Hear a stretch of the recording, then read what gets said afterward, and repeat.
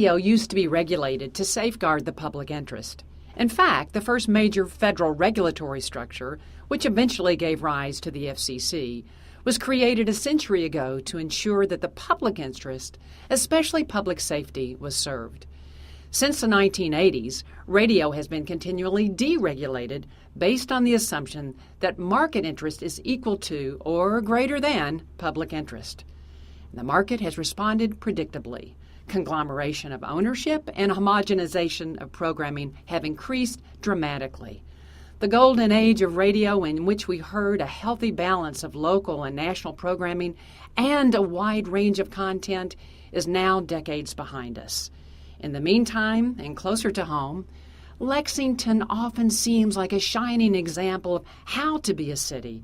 Compared to other like-sized cities, we have a high employment rate, low crime rate, and a very well-educated workforce. But many people are still falling behind, especially among our Latino and African American neighbors. And as income inequality grows and government-funded aid shrinks, it's upon our community, it's on us to find meaningful ways to involve more of our people, all of our people, in Lexington's success story.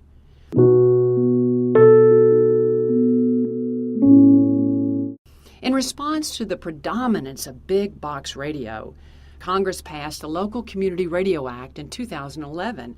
It directed the FCC to issue low-power FM licenses to community nonprofits across America.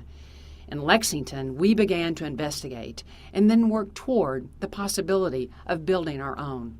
We knew that other groups might be applying for the available frequencies. In fact, religious nonprofits make up the plurality of low-power FM applicants nationwide.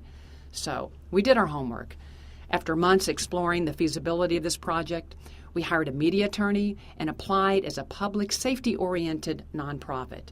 This allowed us to apply for 2 licenses and provided the FCC with further evidence that we are truly interested in serving the community. Now we're really rolling. We've been granted 2 construction permits, and we're starting work on our studios. We've partnered up with Lexington STEAM Academy, BCTC, city government, and institutions across central Kentucky, and we're developing partnerships with many others.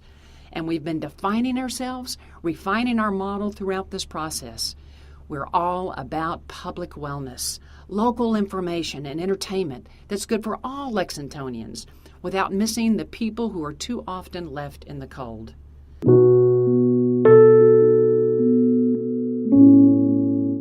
Imagine getting to hear your daughter, nephew, granddaughter at a holiday concert performance or poetry competition or middle school basketball game on the radio, and knowing your friends and family members can share in it by turning on the radio or hopping on our website.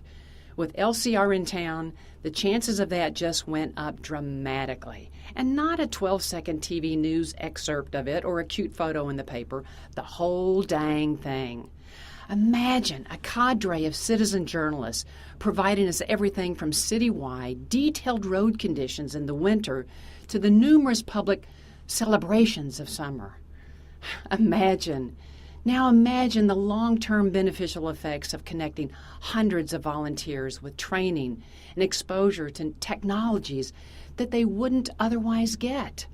I am proud to say we're tuning up community wellness with our programming. We're tuning up community opportunity with our program. And in the process, we're tuning up community in Lexington.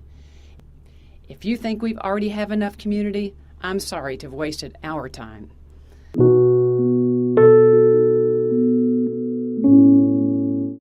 We're running an all-volunteer station. We have a small staff, a great board, steering committee, and we're developing a great community and youth advisory board to help us engage people across Lexington. We took on the added but necessary challenge of twin stations so that we can broadcast and connect in English and in Spanish. Now, as we've raised enough to start building and equipping our studios, we look forward to securing our first 5 years of operation. We're reaching out to people all over the city for help. Us versus them isn't working well for anyone, not in Washington, D.C., not in Ferguson, Missouri, and not in Lexington, Kentucky. LCR is building community, stakeholder by stakeholder, and guess what? We're all stakeholders in this. Although we've got most of what we need to start building, there's much more. We need computers, we need software, plus CD players and music to play on them. We want to strengthen our public safety role with backup generators. We'll need 3 of them, plus installation, to keep us broadcasting during the worst weather, just when we'll be needed the most. We'd like you to play a big role in our first big year. We're enlisting 100 Lexington centurions from Lexington leaders like you to invest $1,000 each. As we approach this goal, Lexington Community Radio will be able to start off on a firm footing with a mandate from our investors to start building the bridges our community needs. I hope you will join me in this great new Lexington endeavor. You're listening to WLXL at 95.7.